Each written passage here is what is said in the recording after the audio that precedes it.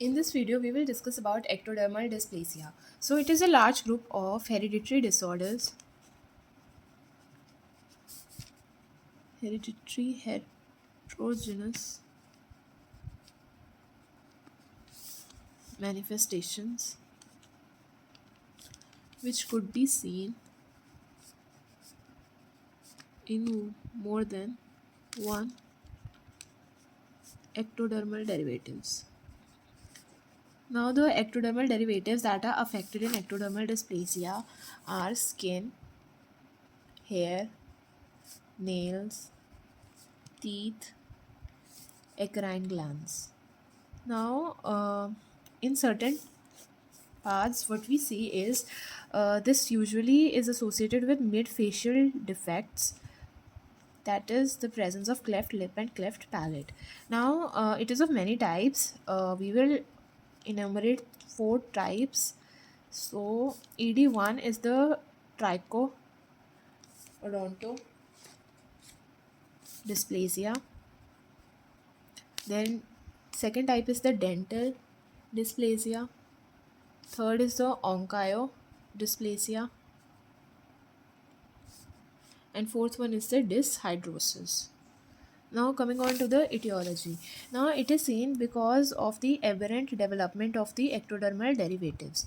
Okay, then we will further see in the clinical features that it occurs more in whites. Also female and male proportion is same. Now what we see is, first of all, there is a reduction in the hair follicles. So the scalp is sparse. The hair bulbs, they are bifid, and they are distorted.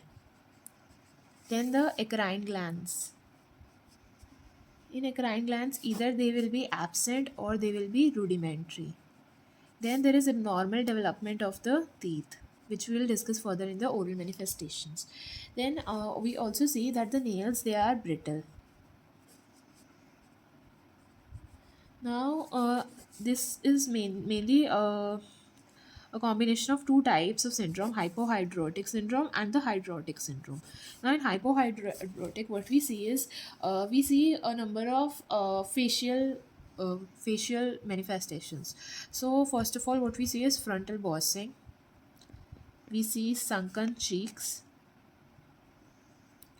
then saddle nose, thick everted lips,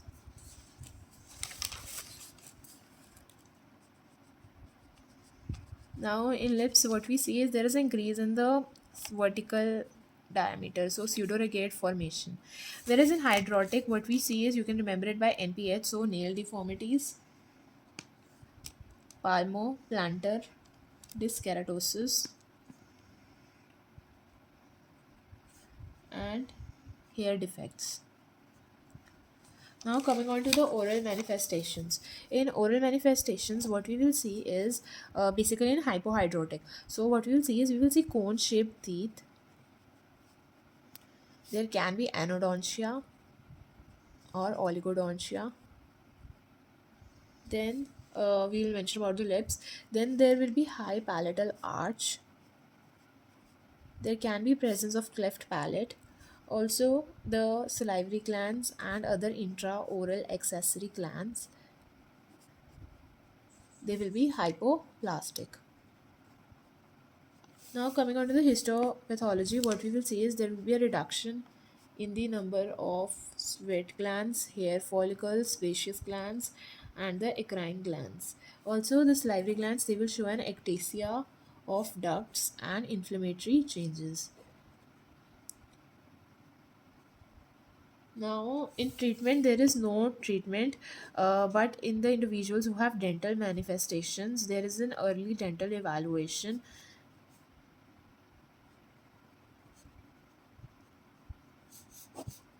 Then they are given dentures to wear. So this completes ectodermal dysplasia.